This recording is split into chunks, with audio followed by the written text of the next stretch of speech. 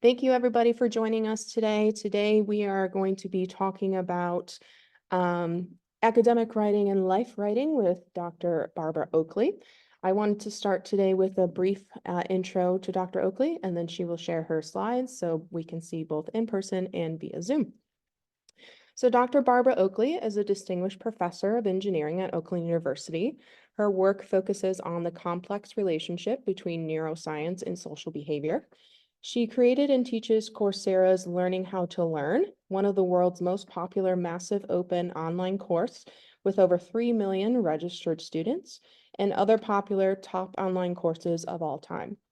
Barbara is a New York Times bestselling author who has published in outlets as varied as the Proceedings of the National Academy of Sciences, the Wall Street Journal, and the New York Times. And her book, A Mind for Numbers, has sold over 1 million copies worldwide. She is the winner of the McGraw Prize, the colloquial Nobel Prize for Education, and is a fellow of both the Institute of Electrical and Electronics Engineers and the American Institute for Medical and Biological Engineering. So please help me welcome Dr. Barbara Oakley. Okay, well, hopefully you can see me online here. And I'm sorry, I'm just getting over laryngitis. So I have a little bit of a froggy throat. And with that, I think I should go ahead and share my screen. Let's see, where's share screen? And here we go. Okay, so Ashley, is that okay? Are we seeing everything? Yes, we can see everything. Thank you. Okay, great. I'm really happy to be speaking with you today, and I'd just like to share everything I can about how to break outside the academic ivory tower and gain a public presence, a more public presence. And actually, your platform as a professor or instructor or even a student at Oakland University can be really helpful in allowing you to move forward. So, with that, what I want to cover today is, let's see if I can get this to work, is a little bit about academic and popular books, and also how to break into publishing. So also, I want to, because this goes hand in hand with publishing, talk a little bit about online teaching, as well as public speaking, media outreach, and the pluses and minuses of using social media.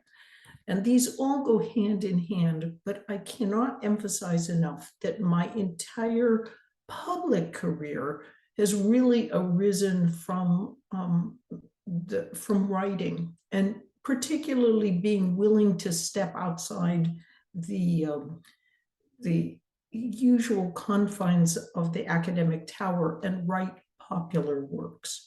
So, my own background, as Ashley mentioned, is, I'm a professor here. I co-teach with Terry Sanowski the Learning How to Learn course. Incidentally, this is Terry going to work at his day job, which is a little different than here for us in Michigan. And he's at La Jolla at the Salk Institute. And that's one of the nice things about writing books as well as teaching online, is it allows you to make good collaborative relationships that can lead in great directions. And in fact, to my shock, I think I was first launched publicly when I wrote the book, A Mind for Numbers, and then we did an online course based on that book. And that course is Learning How to Learn. And I was invited to speak at Harvard. And I was quite nervous because it's Harvard. And I walked in the room and I was even more nervous because the room was packed, standing room only. And I thought, why are there so many people here? And it turns out that that one little course that we made, that online course, had on the order of all of Harvard's online courses put together, made for millions of dollars with hundreds of teachers. And yet we made ours basically in our basement for virtually nothing.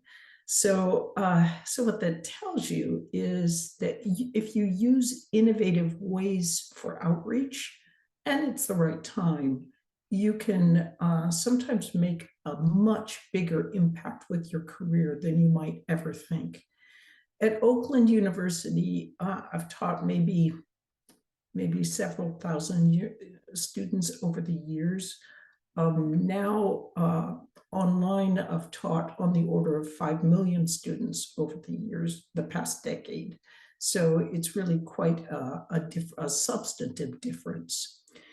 Now, there are many ways to grow your impact, but one thing, if I could caution you, is that sometimes when you are very busy working towards getting tenure, you can get so intent on chasing that rabbit that even after tenure, you can continue going in the same very highly academic form that you needed to be in to get tenure.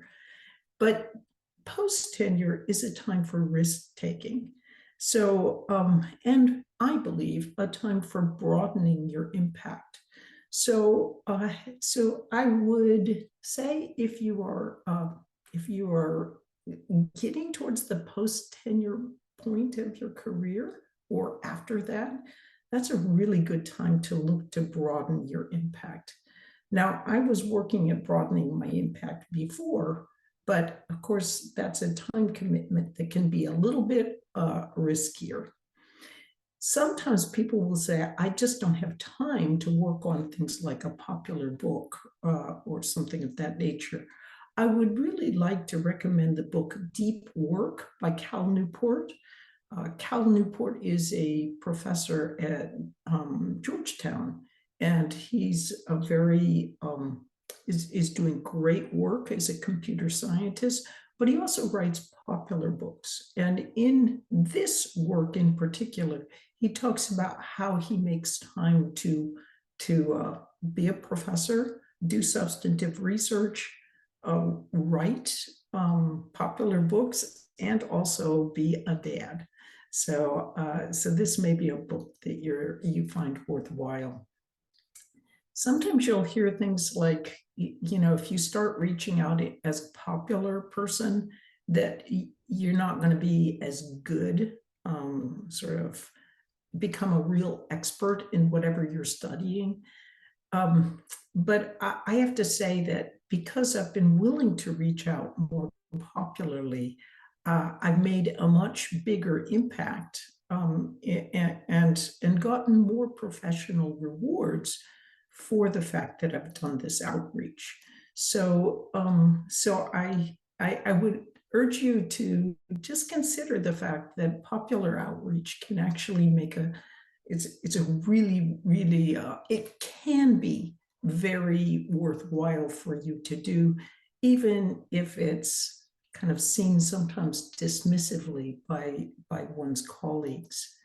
So as far as popular books I've written, the bad of writing popular books or writing a nonfiction book of any sort is that a typical nonfiction book sells around 2,000 copies over its lifetime. It has, if you're lucky, you'll get like an 8% royalty. So if you do the math, it's obvious you're not going to get rich off of book publishing. But there's real benefits to publishing a nonfiction book. It opens professional doors for you. It also opens doors for speaking and online course making. And you become seen as an expert in whatever you are writing about. And if you can make it palatable to a broader range of people and make it exciting for them, you will find that as long as what you're interested in is what the public has some interest in, that it can turn out to be very beneficial for you. So the nice thing too is that reaching out in a public sense, sometimes you just don't realize how you can become isolated within your academic silo. And reaching out more broadly can allow you to think in innovative new ways about your discipline and whatever you might be interested in. We get a little bit too used to caged students, 18 to 24-year-olds that are within our classes, but we forget that there are actually there's a much bigger audience of potential learners out there, and those that are outside the university. And in fact, for our Learning How to Learn course, we find that the vast majority of the 5 million in the audience, or in the learners that we have, are from 25 to say 60 years old. 3/4 of them are outside of the US. So there's a really a broad range. So so how did I get started writing books? Years ago, I worked as a Russian translator. I learned Russian in the military when I enlisted in the Army right out of high school, and eventually ended up working on Soviet trawlers up in the Bering Sea. And I wrote a book about that. And that was just when the wall, I finished it about the time that the wall was coming down between the Soviet Union and the West. And so I put it away for 5 years because publishers were interested, but they also thought there was too much drinking. But I'm sorry, that's kind of the way it is when you're working with Soviets. But in any case, eventually the book was published by Washington State University Press. So I started with a small academic press.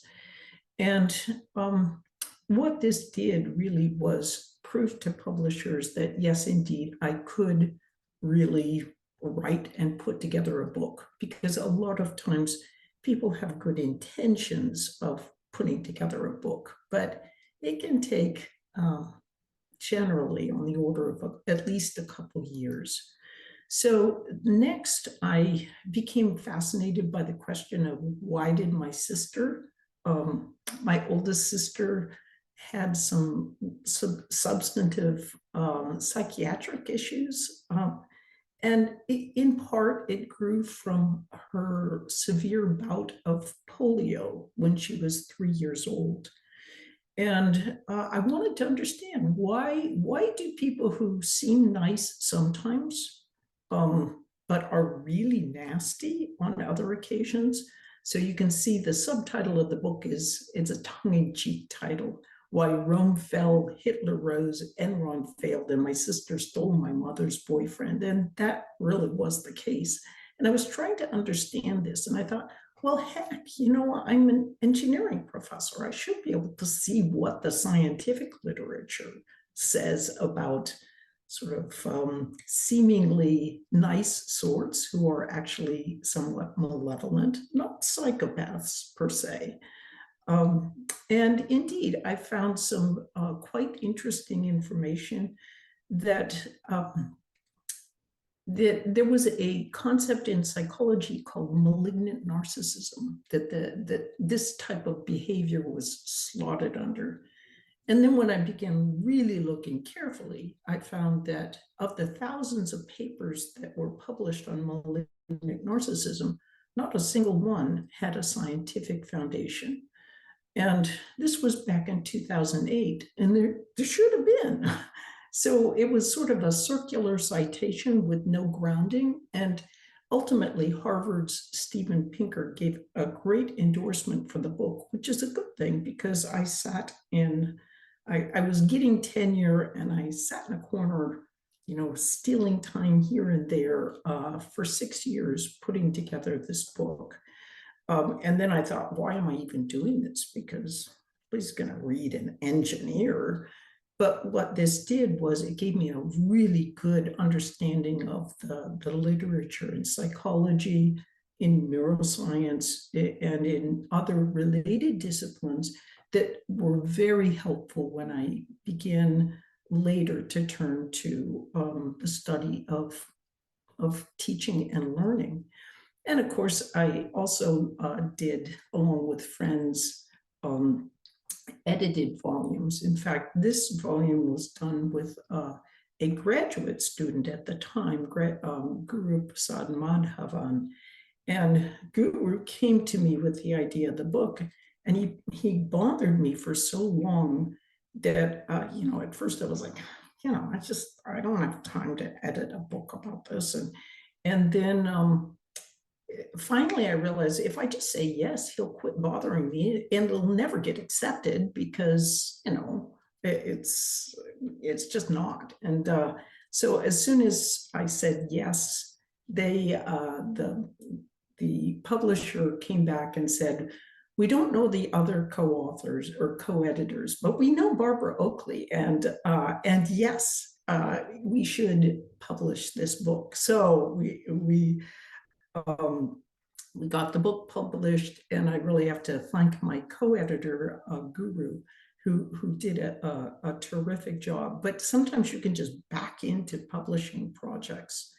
Now, ordinarily, when you publish edited books, you really cannot expect, you're lucky if it just gets picked up by libraries. And that's often, how it falls out, because, edited books, you might be interested in a chapter here and there if it's in your specialization. But for the most part, edited books are not received well in the popular audiences.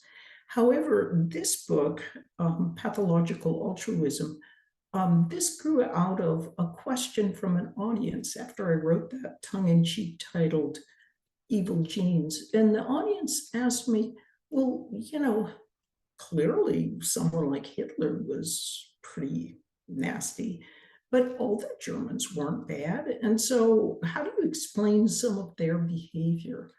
And that was such a good question that I started looking at it and looking more deeply at it. And then next thing you know, I pulled together a wonderful team and began working on this book. And I worked really hard to make this volume very, very clear. So it meant sometimes completely rewriting with the agreement of the person and going over and over the edited materials and trying to ensure that each chapter was beautiful. And the bottom line was that this book got some terrific feedback.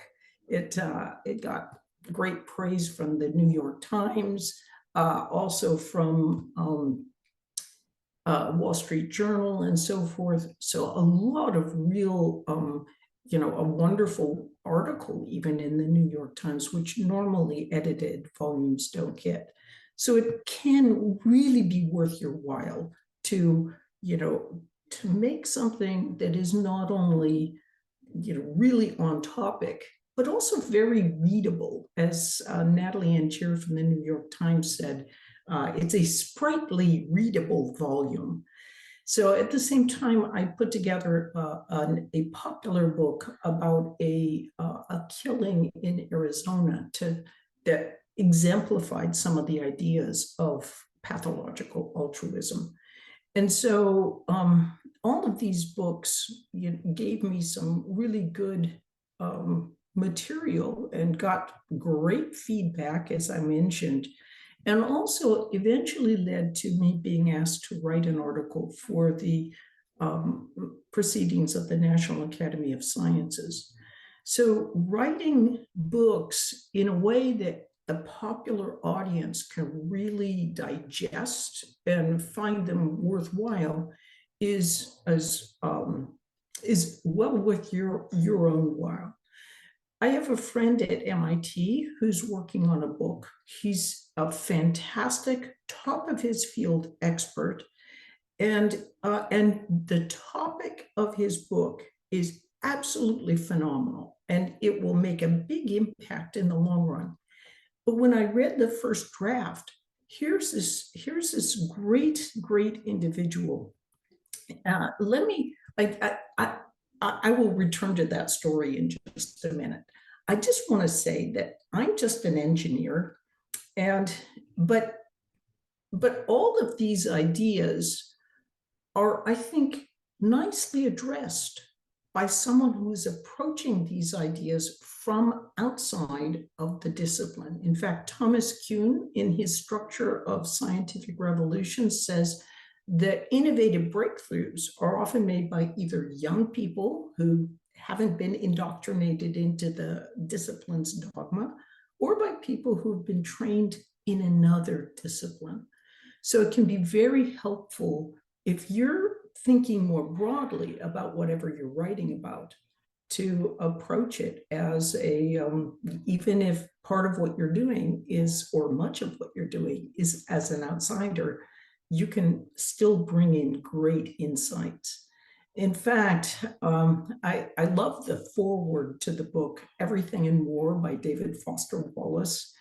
And that foreword is by Neil Stephenson. And it's in it, Stephenson just talks about how often you'll if you're writing about something that's a little bit outside of your usual bailiwick, you can experience the slings and arrows of people criticizing whatever you're doing. And I love what Terry Sanowski, my co-instructor, says. You can always tell the leaders because those are the ones with the arrows in their back. But for example, when I wrote that book, Cold-Blooded Kindness, or when I wrote the book, the original book, Evil Genes, it was reviewed by someone from a super distinguished university.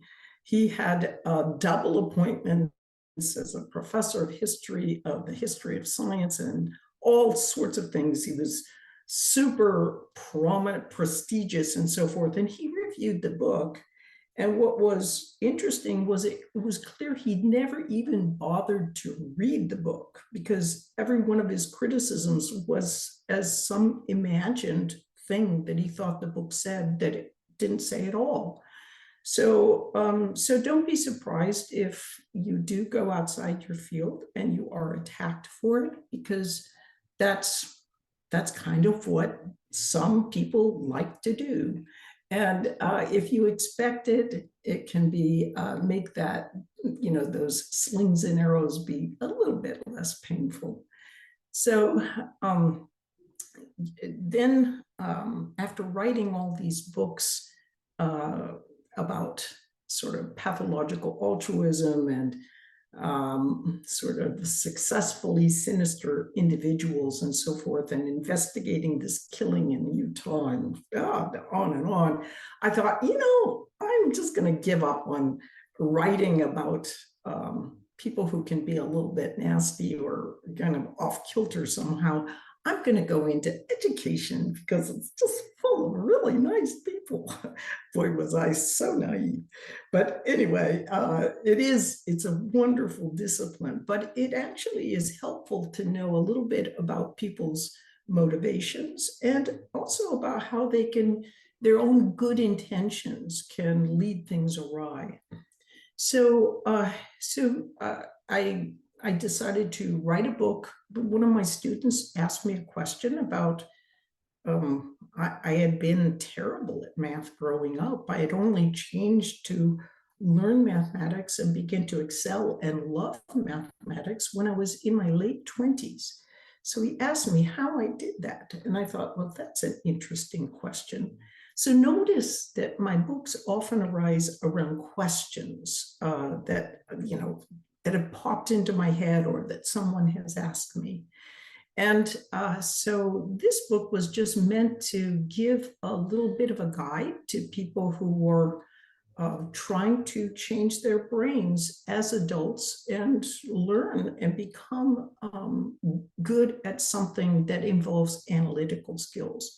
And of course, around the world nowadays, there are many millions of people who fall into that category as they are, trying to move into learning to program, for example, and other kinds of related disciplines. So this book came out in 2014. I also wrote the book Mind Shift, which is about sort of changing your career. And then this Learning How to Learn is a book geared for youngsters about how they can learn to learn more effectively. So it has some of the ideas of Mind for Numbers, but it's written in a very different way and also has newer insights as well. The moral of the story is that out of all of this, if you write books, whether they're academic or popular, it can open doors for you. It's so, there's something about sitting and doing the discipline of working some idea out in writing at length that gives you great insight into whatever you're working on. And also kind of, when it's published, serves as a kind of a public perch. You can't, it's extremely unlikely that whatever you first publish is going to be a big hit. And what often happens is you publish a book, then the next book is a little bit bigger, the next is a little bit bigger if you're learning and so forth. And then somewhere in there, you can have kind of a breakthrough lucky book that can serve you well. And again, don't be afraid to think beyond your specialty. So use your specialty to inform your writing. I've used engineering to inform my writing, which might sound a little funny, but it actually is quite useful. And also just that language and literature background from my original degree in Slavic languages and literature. So when you're outreaching to the public, it provides extraordinary venues for interdisciplinarity. So don't forget that.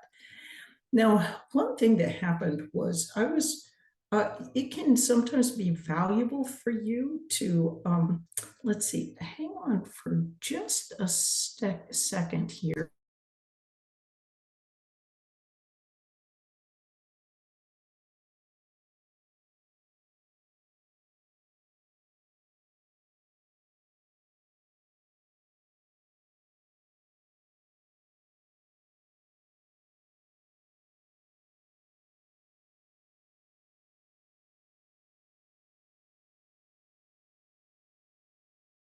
Okay, there we go.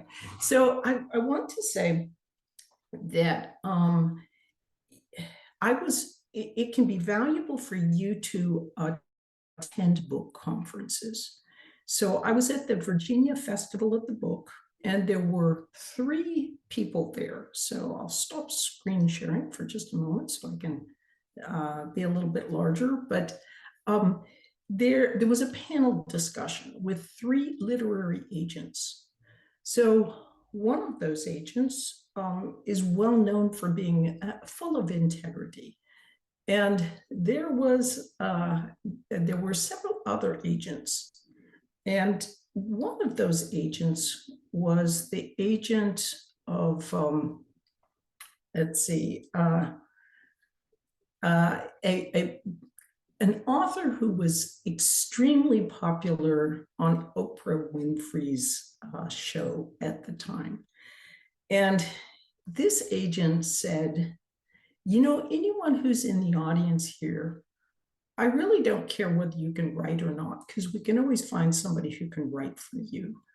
All I care about is your platform. In other words, if you're from a good university or something of that sort, he could frame that and use it to sell whatever the idea for the book might be. And so I asked a friend of mine who was in book publishing about this agent, and she said, "You do not want to have this agent as your agent." Um, and it was kind of repulsive to hear that writing didn't matter, because I do believe that writing really does matter. And actually, the people who I respect very much as writers are real writers. They're not people who are, put on by somebody else. But still, the point being made by that agent about the importance of platform is a valid one. So, in other words, if you are early in your career, think now about how can you frame yourself with something interesting that will make your credibility and as an author, and also just sort of your hookiness as a person more interesting, more intriguing for potential buyers of a book. And this platform that you might have is really quite important. So being a professor and an expert in your subject matter is good, but anything you can do to enhance that is going to also be extremely helpful. So just remember, your platform is quite important. So let's see, let's go back here and we'll go back to share. Okay, so if, let's see, come back here. Okay, so when you're writing, to get started in the book world, I highly recommend this book, which is a bit older now, but it's still it's good as gold. It has a lot of information about how to structure the book that you want to write. So you write a proposal and basically put together 3 sample chapters.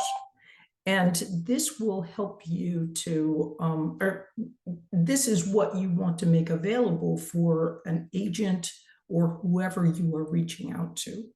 So if you want to go with some publishing organization, let's say it's Routledge or whoever you pick, that's one way. You can just reach directly to an academic publisher and send your proposal there.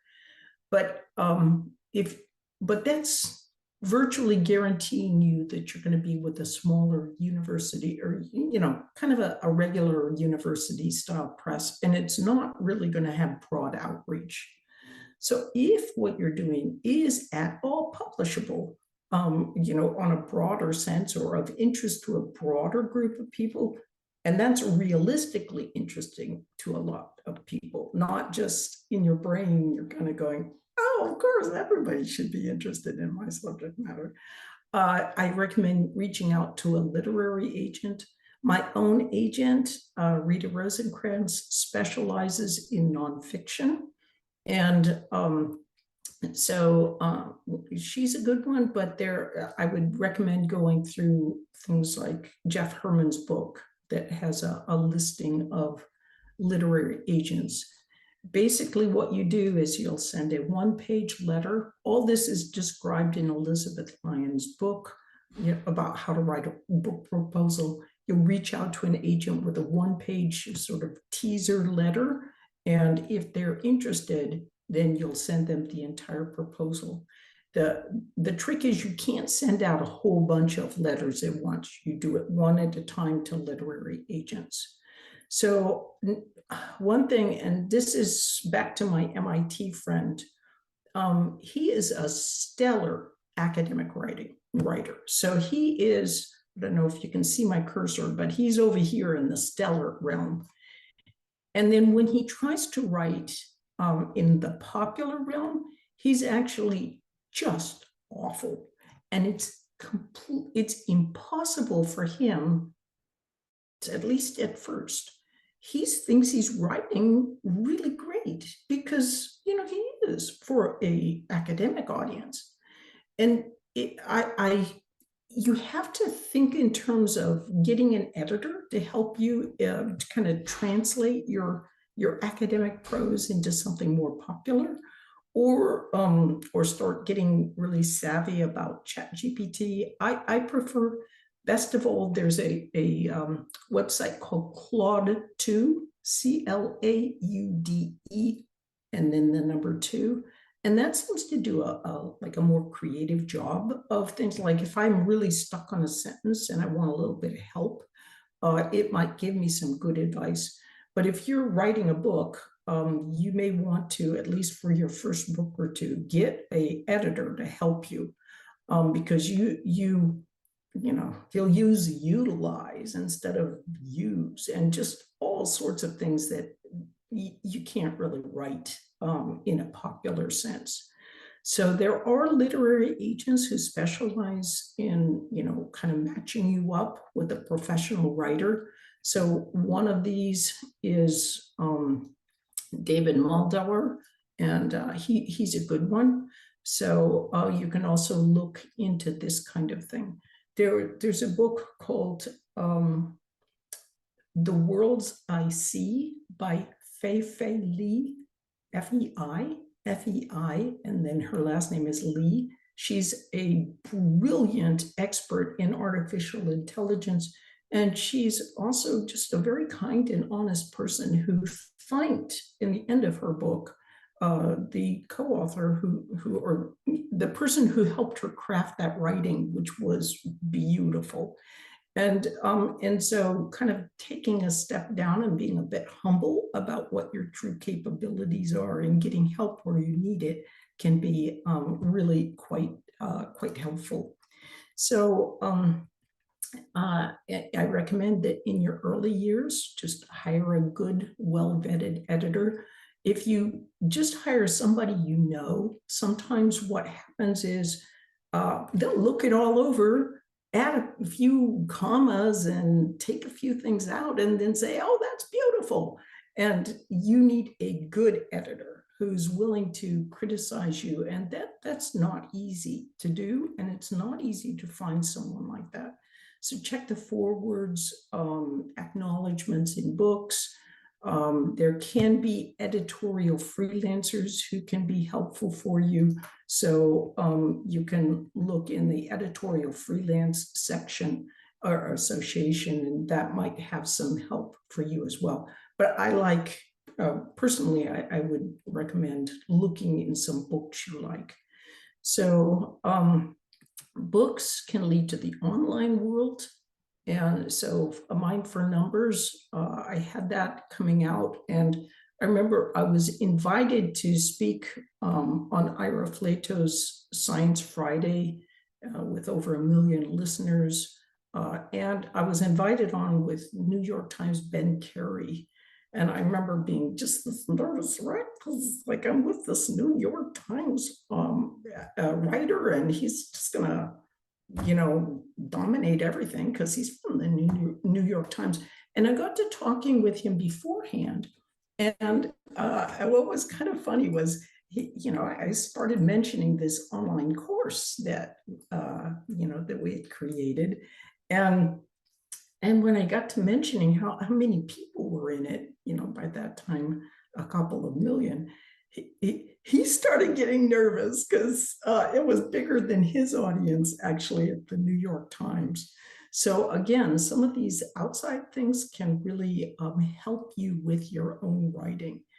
And indeed, my book has done way better over the years. So it's been a very lucky thing. So massive open online courses are really good. They're like having your own educational television show with endless reruns. And the only investment, which is not inconsiderable, is startup time and equipment. The problem is that there's what we can tend to do is, if we're at a university that is not at the very top of the pinnacle, we can tend to almost like marginalize ourselves in some sense. The problem is, or well, actually, the solution is that so-called second-tier solutions often have the best teachers. And it's kind of funny if you look at some of the top tier universities and their top tier massive open online courses, they're by adjunct professors. They're not by their regular professors. So it's a little bit interesting how that all works. But the thing is, outreach potential, if you look at all the languages that Learning How to Learn has been published in, it's well over 5 million students from all around the world. And I send an email out each once or twice a month, and it goes out to 3.5 million people. And so that's my big social media thing that I do, but it's pretty good because I'll go to Bogota or Thailand or France, and I'm in some obscure place, and people are like, oh, "You're Barbara Oakley." So it helps people remember the course and keep up with main ideas and so forth. And so it's really remarkable how these kinds of courses can amplify your impact. I had a meeting in Silicon Valley, so I'm like, oh, is anybody going to show up? And there's 45 people, and it's a big happy meetup. And our older daughter at the time of the launch of the MOOC or the massive open online course, was in medical school, and she was sitting, so she was modeling in the MOOC just a little bit about how you block out sounds so you can study more effectively. And she happened to go, oh, and you can see here that it's a bit funny. She happens to have this, oops, unless it hangs up, which it did. So let's see if it, there we go, come on. She was sitting in class in medical school, and one of her teachers, who was a very preeminent, I don't know why this is doing this, but a professor of cardiology from Southeast Michigan here, actually was sitting there looking at the 75 students or so in the class, stopped the class, pointed right at her and goes, oh, you're the one in the MOOC. And so it turns out that here's this fellow who had no reason whatsoever to professionally watch this, had actually watched it because he was gaining a lot of insight from it. And you too can be very surprised at the outreach that you can have in circles that you think that you would never be reaching out to. Learning How to Learn is used in refugee camps around the world. I went to jail to teach at the Las Vegas jail, and some of these inmates actually knew the concepts of Learning How to Learn better than I did. They were really, really good. So if you're working on some of these areas, if you are doing something additionally to boost your presence through an online course, it can give you opportunities for research. You can also do some shameless plugging. So this paper, for example, which I shamelessly plugged in one of my online courses, now has around 1,200 citations. So a little shameless plugging. Was actually, it says 636, but it's actually doubled since that time. How can you do a MOOC? Encourage your university to become more involved, or partner with a colleague at a top tier university. So that's sort of how I got started. So, but the bottom line is to remember that online teaching is quite different than regular face-to-face teaching, and you're competing with people who are on TikTok, YouTube, TV, and so forth. So it demands something a bit different as far as production. So I do a lot of public speaking. I have laryngitis from the trip to Peru last week, Guatemala the week before that. Next month is Mongolia and Saudi Arabia. So there's just lots and lots of stuff. So I would highly recommend, when you are doing public speaking, read Chris Anderson's book about TED Talks. And I really like Nancy Duarte's persuasive presentations. So you'll also get many more high impact public sorts of, this is at the Smithsonian. So, I speak all around the world, and it works really quite well. There's just so many different places and possibilities to extend your impact. As far as speaking agencies, I generally personally avoid them because speaking agencies, well, it brings in so many speaking engagements just with these that I don't need a speaking agency to go out and engage with, for me. So lots of opportunities for travel. As I mentioned, this one's in Sao Paulo. And that's just like, and the bottom line is, I'm really a very ordinary person. What I'm doing, everything I'm doing is actually within your reach as well. So, there's plenty of opportunity for newspaper outreach. Once you become sort of known, then they will reach out to you. And of course, this further boosts whatever you are doing. As far as op-eds, I've done several of what's called over the transom op-eds, where I've just sort of sent something in. My first one ever was accepted immediately. So I was really pretty surprised. Your publisher can also help you with placing op-eds, and op-eds can be really good in helping you promote your book. They are a long shot, however. The one thing is, don't just give your book to a publisher and say, oh, it's their job to do the publicity. No, that's something you want to do everything you can to help with, because the publisher is never going to take the care that you will be taking. So use your books to leverage your online to leverage your books. I personally don't make use of all of these kinds of things. The only thing I do is a once a month big email.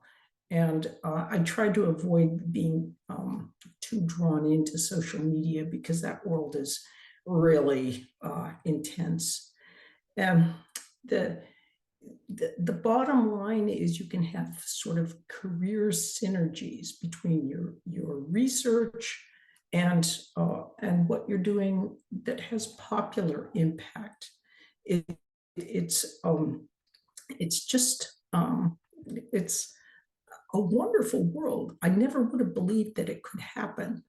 Work to mitigate your career risk, do what is the expectations as far as your discipline, but also, especially once you're post-tenure, just remember to, reach out, take some risks. And the reality is, we're sort of at the ground floor of an impact revolution. We are at the equivalent of the explosion that took place because of the printing press. Now, with this new way of outreach, you can have an impact beyond a professor's wildest dreams of 50 years ago. So I highly recommend that you give a shot at it, and I'm really happy to answer any questions I possibly can.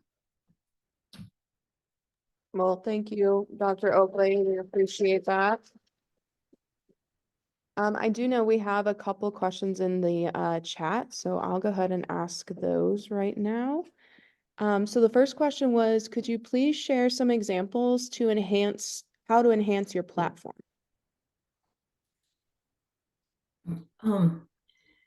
So for me, and everybody's different, and that's a very perceptive question because it's hard to differentiate yourself. So if you think about it, first order, like having a doctorate in your discipline is like a first order thing that can be very helpful.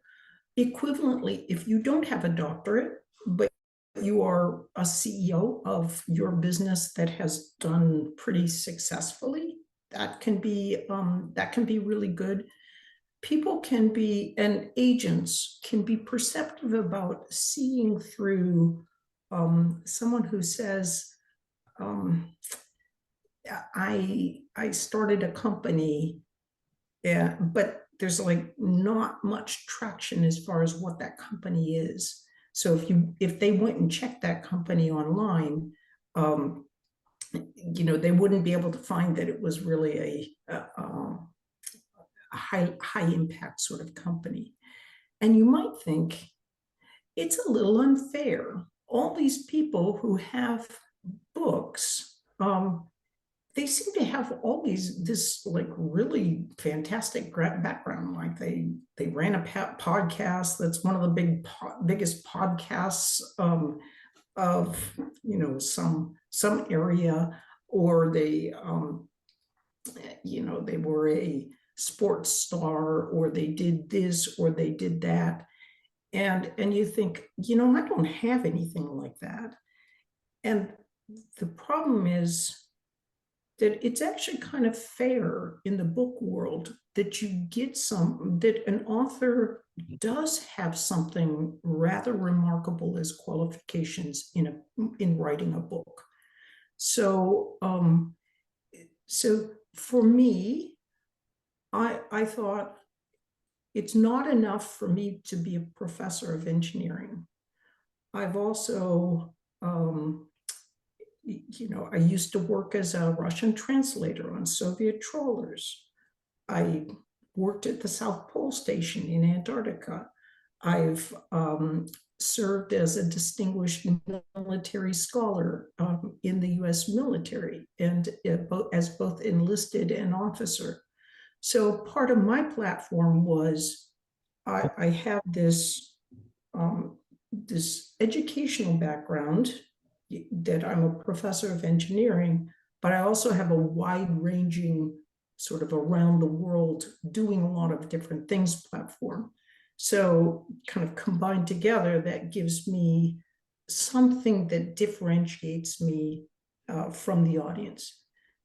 The platform they love to see, which does not guarantee that you're actually a very creative person, is that you have that you're teaching at Harvard or MIT or one of these top universities. That's a guaranteed platform. If you're not an Ivy League or related caliber university kind of professor, it can be a good idea to think of something that can enhance your platform,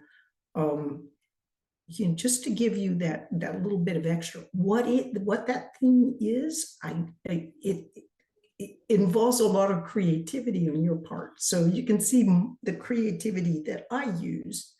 And I think right from the get-go, I've always loved writing. And so I've always been subconsciously developing my platform. And for you, it's probably not going to be easy.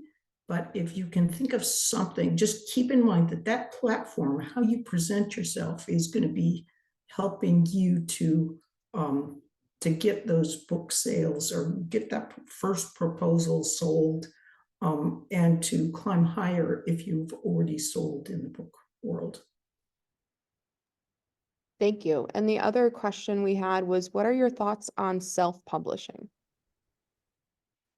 I think it depends on your long-term goal. I see a lot of self-published books that are not very good at all, and they don't sell very well because they're not very good. Frankly, if you had published some of my books, if I had published them as self-published books, they would not have been very good either. Going through the book publishing process with a good publishing house forces you to re-examine your work, to have a better. I mean, they're going to go over your material. Like personally, I always hire an editor first before their editor goes at it. So I really hit it hammer and nail.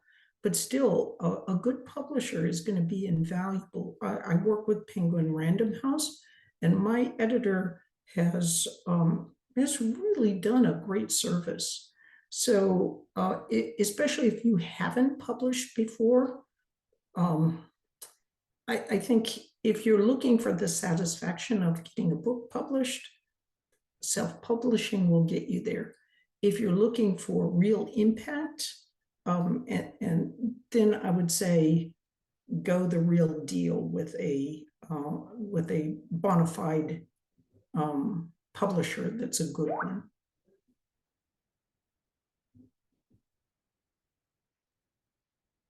Thank you. It looks like we have a question in the chat. Go ahead. Or I'm sorry, question from an online participant. Go ahead and unmute yourself if you'd like. Hi, Dr. Oakley. First of all, I would like to say thank you to you for such a wonderful talk. I could have sat here and listened to you for another couple of hours. It was very informative. So thank you.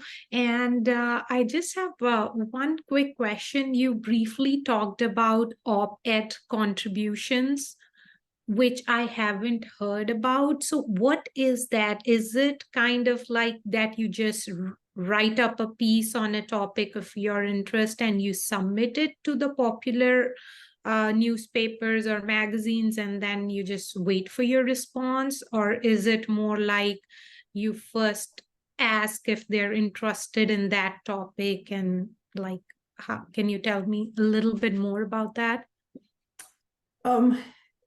That's another good question. So the New York Times, from what I understand, gets about 2,500 op-ed applications every day. So writing an op-ed really is a little bit like a moonshot. But if you go online, you will find and ask for advice on how to write an op-ed. You'll get some really good advice on that. It has to be sort of novel, something that grabs you right from the very start. You're often restricted to 600 words, which seems big until you actually, find yourself writing it all out, and then you generally have like 1,500 words, and you got to trim it somehow. And op-eds are super supportive for your platform, your book, whatever you're writing about. So I would say just go and look up, and even go to something like Claude. I'm really big on artificial intelligence and generative AI. Go to Claude or ChatGPT, and you will find that Claude often answers unusual questions a little better. But ask, what does it take to write a good op-ed that would go in the New York Times or the Wall Street Journal or the Washington Post? Those are the big three. It's sort of turning into more of the big two right now, which are the first two that I mentioned. But it's a great career enhancer. Every time I've published in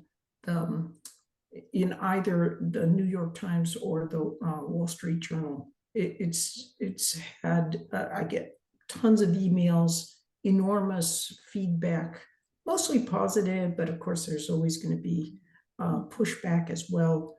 And so I highly recommend it.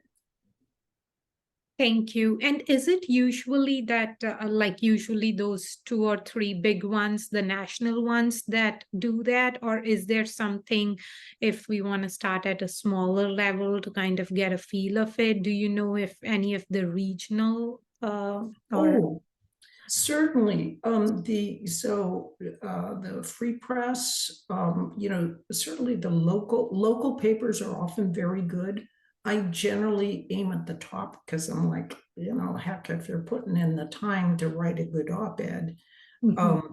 But you can definitely start, somewhere in more of a regional. But don't cut yourself off like the Los Angeles Times. They have a good, it's not as high impact as the others, but it's still quite good. So that's a good one. Chicago Tribune, I think it is, or there's the big paper in Chicago, and that would, all of those are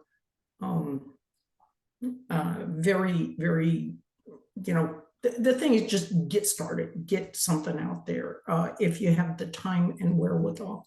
But also don't be disappointed if things get kicked back, maybe over and over again. The first so I did Hair the Dog, that first book, and it was rejected because I had too much drinking, and then finally it was published. Then my second book that I spent 6 years on was rejected by over 40 publishers. So lots of rejections is par for the course. Don't lose heart. Just keep going, but keep learning, because sometimes what you're writing isn't tight enough, doesn't have enough substance, and you learn a lot from the feedback that you get. Sure. Thank you. Thank you so much. For sake of time, we'd like to end this session. Thank you very much, Dr. Oakley. Again, we really appreciate you sharing your experiences and your knowledge with us. Again, for those that are online, if you would like this recording, you can go ahead and drop your email in the chat. But otherwise, we wish you safe travels and get well wishes to you, Dr. Oakley. Thank you so much. Well, thank you. Have a great rest of the day, everybody. Thank you.